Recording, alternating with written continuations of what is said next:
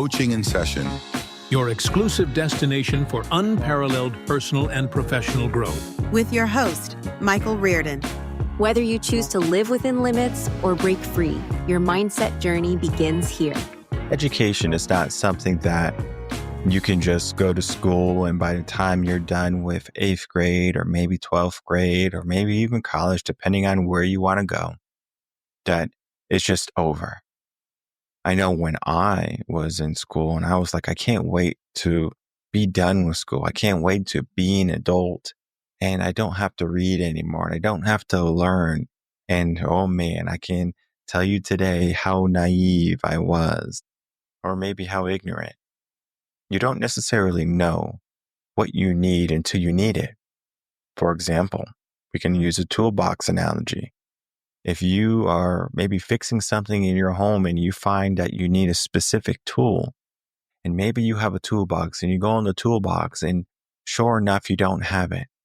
That happened to me when I moved it to my house. And I think it was maybe a couple months down the road and I needed some type of socket wrench and I didn't have one. And I said, well, what am I going to do? Well, I had to use some pliers and I got the job done, but it wasn't effective. So I wasn't effective because I didn't have the tools necessary for me to do the job correctly. We can use that same aspect or the same mindset in education.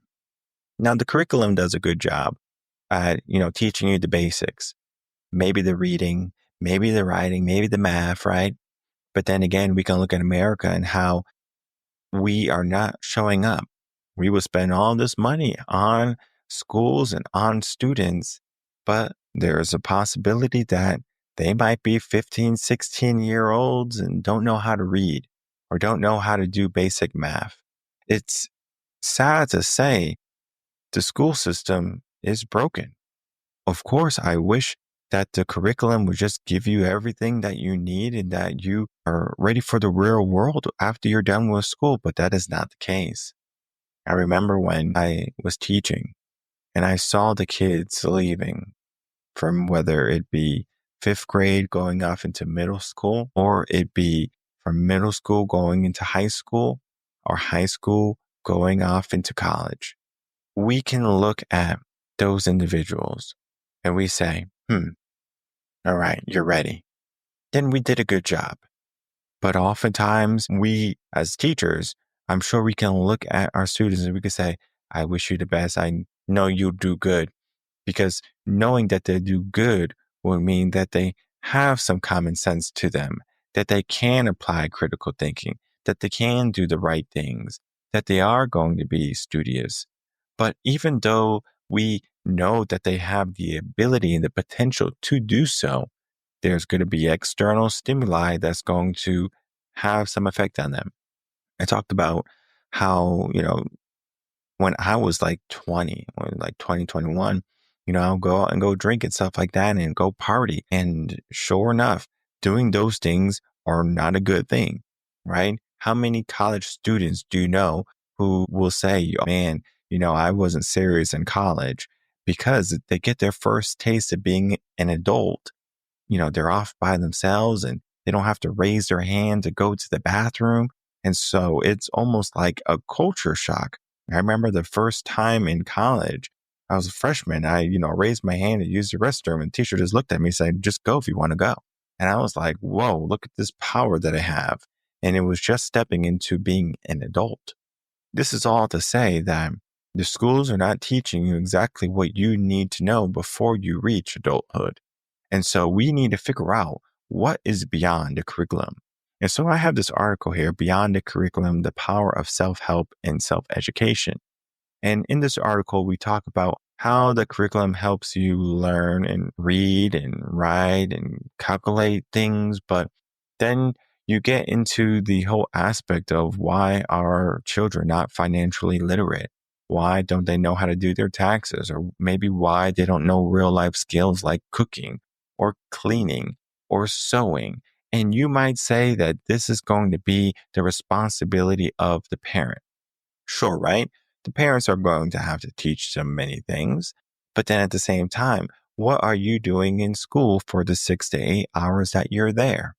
Because, yeah, you can learn a little bit of history, a little bit of science, a little bit of writing and math and everything. And even though you might say that the day is already over, there is still room for learning.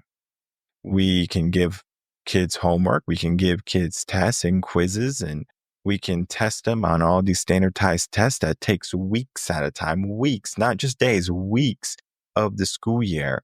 And basically the kids are not learning anything. It's just let's figure out where you are. And then we'll use this information from, knowing where you are to do nothing with it. And it makes no sense because now what's going to happen with those test scores is going to go to the state, and the state's going to realize which schools are being effective. And the schools that are being effective are going to get the more or are going to get the best funding. So sure, we can say the curriculum is doing what it should be doing, but the reality is it's not. There's something else that needs to occur in our life and in our education. Now, the curriculum, not to throw it under the bus, but I am going to throw it under the bus. It means well. The curriculum means well. It does these 4 things, or it would like to do these 4 things. It is basically giving you the core knowledge of what you need in life. It's giving you the fundamentals, the concepts, the theories, and the facts related to all the subjects that you may be learning, right? The history, the sciences, and etc., right? These are important things to know. Then you look at skill development, all right? Practical abilities like critical thinking, problem solving, communication, and technical skills. Now, of course, you're going to be doing this.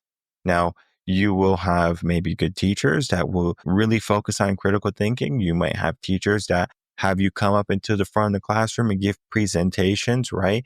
The aspect of public speaking, communication, working with others. Okay, great. Yeah, this is what it's supposed to do. Then the application process, right? How to apply what you learn in the real world situation. So do you need some math? Do you need some writing, right? Be able to write letters, things like that. Sure, you are going to learn that. And then 4, you get your assessments of progression. So then, of course, you're taking your tests, projects, evaluations, and measure your learning and improvement. And all of those things can be looked at in a new light when you are older and you do some introspection of where you are in life. You do some journaling, you do some self-actualization. You say, you know what? I'm doing the right thing or I'm doing the wrong thing. And so you can make some changes. But guess what? That's in a fairy tale, right? That's the perfect curriculum. That's saying, hey, everyone is doing what they need to do. The curriculum is doing exactly what it needs to do. But the reality is the curriculum is barely teaching reading and writing, math, science, history, and the rules and structure of society. The rules and structure of society, especially, is going to be what is going to be the status quo, the norm. You're going to work a 9 to 5. You're going to be able to afford a house and get married and pay your taxes and be a good member of society. Yeah, sure, right? We're learning the rules. The school system was made for people that are going to follow the rules. They weren't made for entrepreneurs.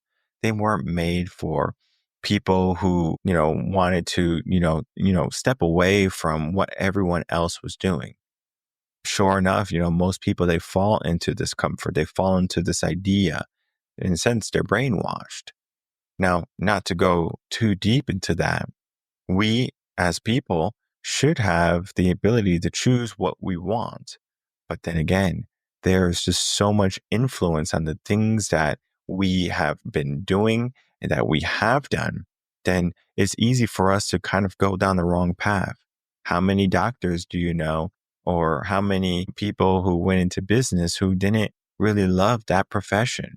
And the reason is they felt as if they were going to make some money. And they felt like money was going to make the world go around or their world go around.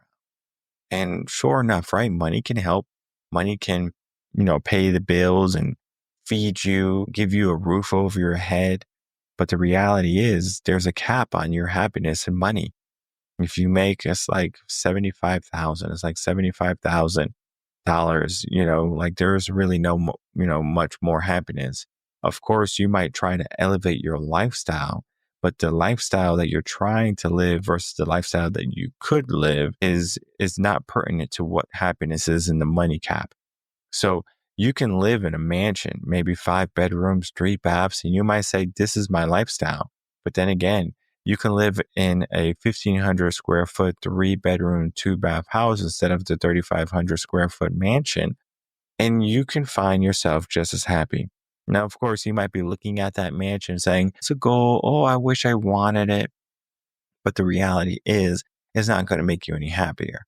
It's just going to bring about more stress because it's more home to clean and more bills to pay, because it's going to cost more to heat and cool. You're going to have more bathrooms and maybe more things that are breaking. I know with the Mike Tyson mansion, there's always something breaking.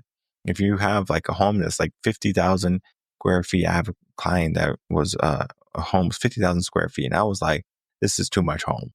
And always something was breaking. There was always a repair person there, whether it be plumbing, whether it be like, a repair guy for something that broke. And you have to ask yourself, this is a stress. Now, of course, you can, make a bunch of money and just hire an assistant to take care of your home for you, or hire a facilities manager, and you can do that. But most people don't realize how much stress money can bring, or the things that you put in your life can cause. Sometimes a simple life is better. When we look at what is simple in learning and education, reading, when's the last time you picked up a book?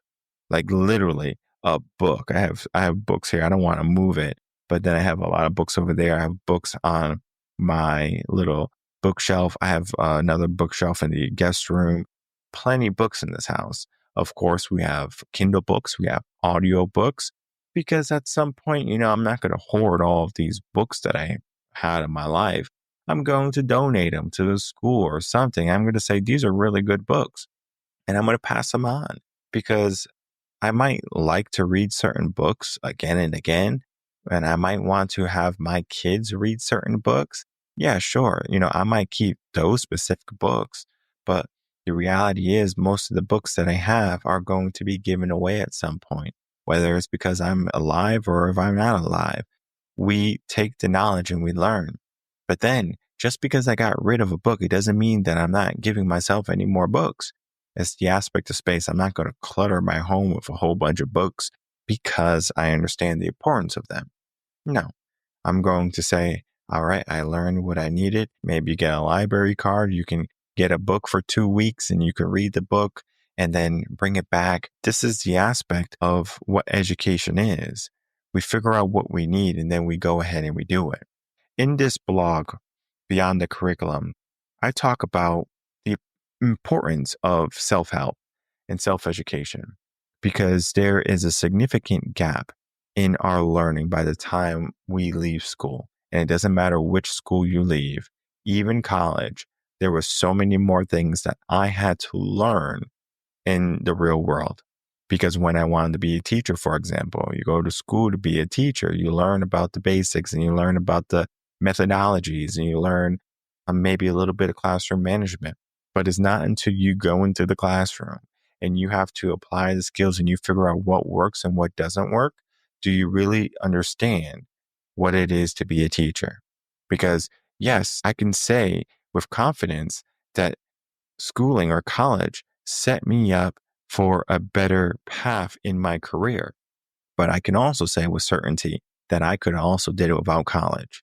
That is how easy teaching was for me, because I had to understand not just all of the things that I needed to teach them or the curriculum, right? To teach them the curriculum, but I had to understand how to be an effective teacher. That was something that you can just learn from yourself. I started when I was 18 or maybe even before that. We can learn how to be a teacher in all manners. You could be an Eagle Scout, or you could be a, Girl Scout troop leader or something like that. And you can teach people how to do things. You can have a skill right now and you can say, let me see how I can transfer the skill to someone else. Now, this is not to say that everyone's a teacher. Not everyone's a teacher. Some people just don't have the magic for it. And it's perfectly fine. You don't have to have it. You don't have to educate people, but you do have to educate yourself. So you need to figure out what type of learner you are. Are you an auditory, kinesthetic, hands-on, visual, and figure out, okay, this is how I learn. And then you begin the self-education process. You engage in learning that you're going to not only enjoy, but you're going to be consistent in, you're going to continue with it. Because if you are reading books, for example, right? So let's say all these books behind me are about some type of self-help or personal development, right? When I read these books, it is going to help me in some area. Now, of course, there's a couple of books that talk about an aspect or a mindset, but the idea is it's going to give me something that I'm going to use in order to make my life somewhat better. Now, we can look at the missing things of what the curriculum is today: common sense, critical thinking, home ec, all of these things that people are lacking in. But it doesn't necessarily mean that just because you are not learning these things that you're not complete as a person. What you need to be understanding is that learning and education is a forever project. It's a forever goal. So today, you're going to learn something. Tomorrow, you're going to learn something, hopefully. And then the next day, and the week, and the month, and the year, you're going to keep on learning. Just because you reach 65 and you retire does not mean you are done learning. You have to keep on learning. And one of the leading causes to dementia is not only hereditary, but it's the aspect of you giving yourself something that you need to do. For example, if you are a grandparent and you have grandkids running around, that is better for your health. Not only because you need to be running around with them, or you are going to be running around with them, or that you have to be aware of them, but they keep you young because your mind is saying, I'm not done yet. I have so much more to do.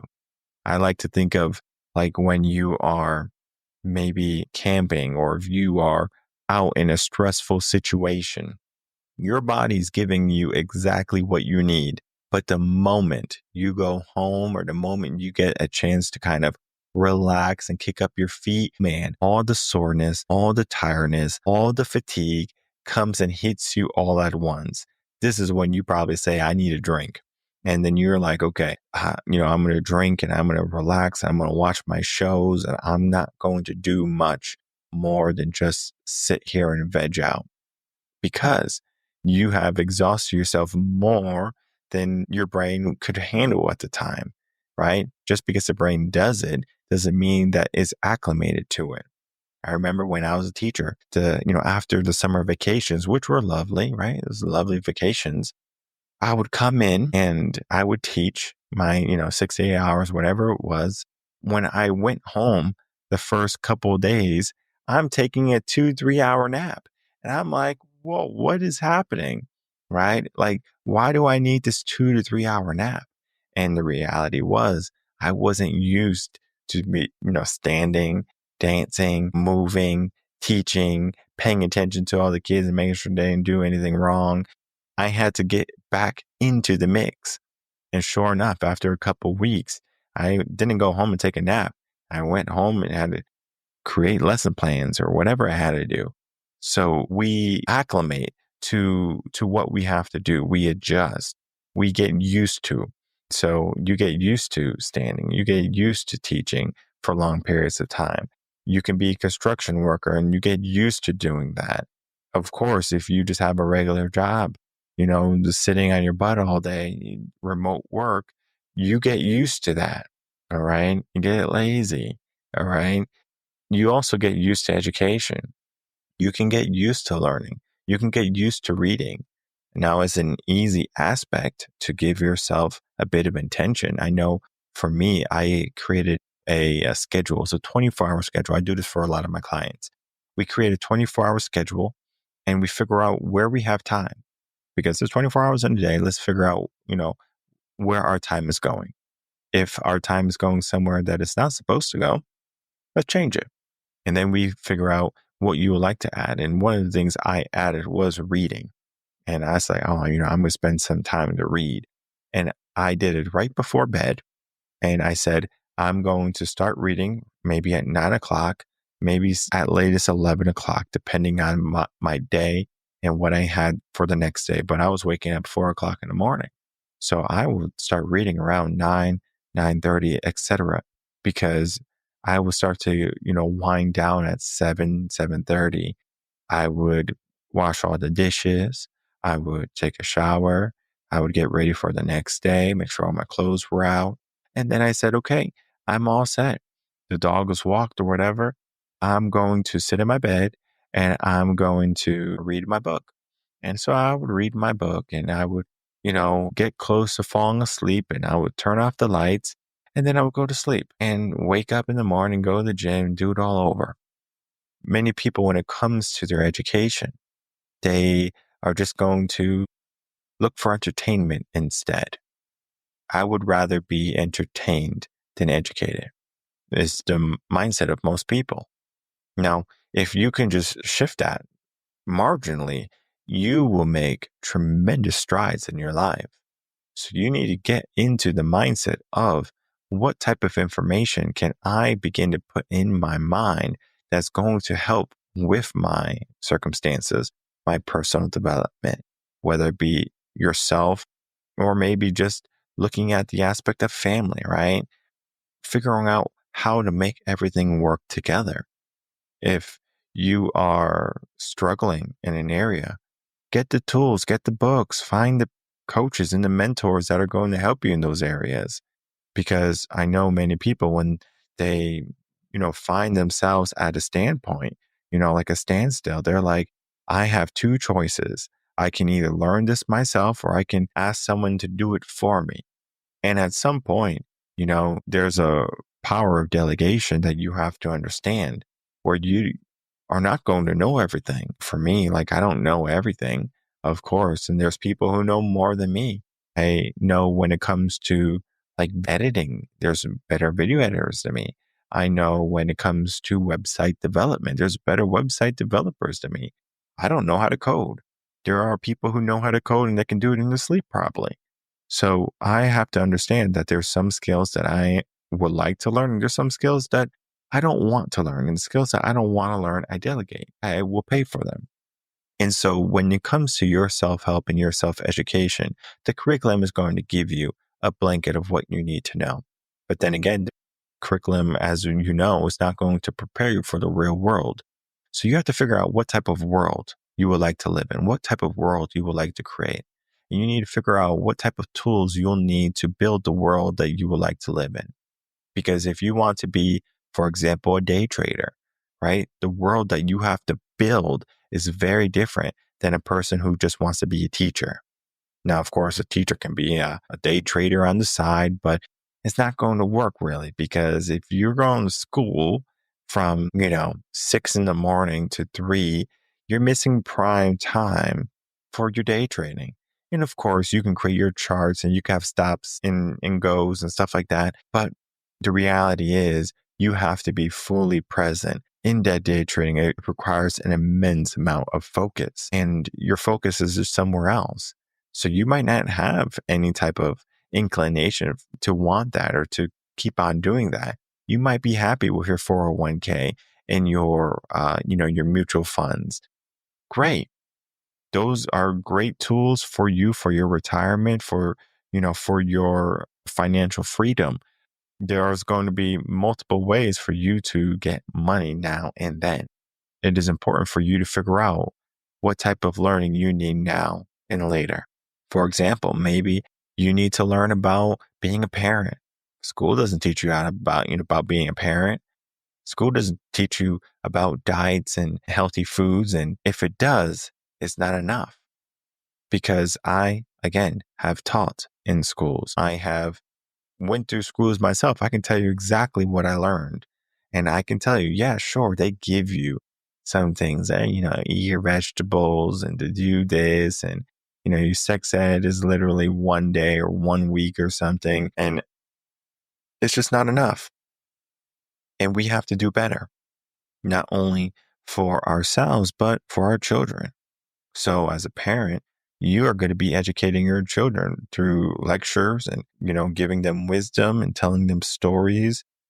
If you see them struggling in an area and the school is not going to be able to support them, you step in. You say, okay, I see that you're struggling with math. There's no tutors at school. Your teacher is already checked out. They're waiting for retirement.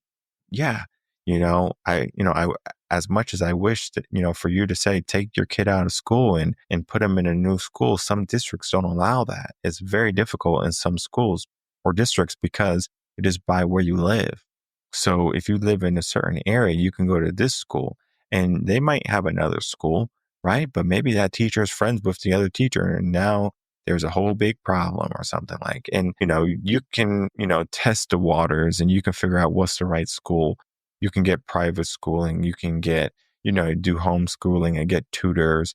I mean, I believe the beginnings is going to be important for the foundation. But when it comes to the longevity of what education is, your schooling is only a fraction of what you need to know. Because yes, you learn the basics, the reading, the writing, the math, some history, some science, and then you kind of go into the world and you don't learn or you don't need algebras. When's the last time you used algebra? All right. Most people, they just need to know how to add, subtract. They need to know how to multiply, divide.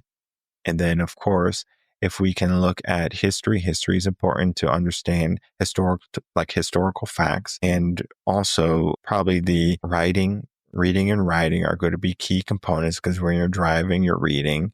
When you are sending emails, you're writing. So you have to have all of these things squared away. But then again, if you can imagine, just imagine doing an internship instead of going to school for 18 years. And you just did an internship where you learned all these things within 6 months. And that's the reality. You can learn all the things that school will teach you months or years in advance. They say that a homeschool kid, by the time they're 10 to 13, around that age, they have already completed college level courses because there's no fluff. There's no waiting in line. There's no fooling around in the day. I understand that, being a teacher can be a lot of work and it can be tedious. So they do their best most of the time. And so we can't just say the blame is on teachers. We have to put the responsibility back on us. And that is why this blog here, Beyond the Curriculum, the Power of Self-Help and Self-Education, not only goes through the complexities of what is going on in the curriculum, but is talking about how you are responsible for your education. So you find podcasts, you read books that are going to help you with the things that you would like to accomplish and do. And if you find yourself lacking in some areas, you get a coach, you get a mentor, you look for internships, you look for opportunities for yourself to grow. And if you find yourself at a standstill where you're not learning, or if you're not becoming more educated than where you are right now or what you are right now, you need to, figure things out and you need to do a 180 and make some changes. When's the last time you read a book? If it's been over a month, that is too long. You should be reading at least a book a month. All right. I know there's people who read, 5, 6 books a month. And I'm just saying you need to read one. And it could be a book you love. It could be a Harry Potter. It doesn't have to be about self-help only. It doesn't have to be a book that's real. It could be fiction. It could be science fiction, whatever it be. You choose. You choose what you want to learn, what you want to read. It's more than just looking at your phone and intaking information. If you are an auditory learner, of course, listening to the podcast is great. If you're a visual learner, yes, watching the YouTube channel is great. But if you are a hands-on learner, you need to get busy. You need to get a book in your hand. If you're a person that needs to move while they learn, you need to take some classes. You need to be in the mix. So figure out how you can begin to educate yourself more, how you can not only just accept what you know as the totality of everything you need. Because yes, you might know a lot of things, You might know all the things you need to know right now in order for you to live the life that you're currently living. But what if you wanted to expand? What if you wanted to make some changes? Maybe you wanted a different circumstance for where you are right now. It's going to require education. It's going to require you to understand that there's going to be things that you don't know that you need to know. So begin the learning process, begin to dive in, and begin to evolve into the forever student that you are and that I know you are.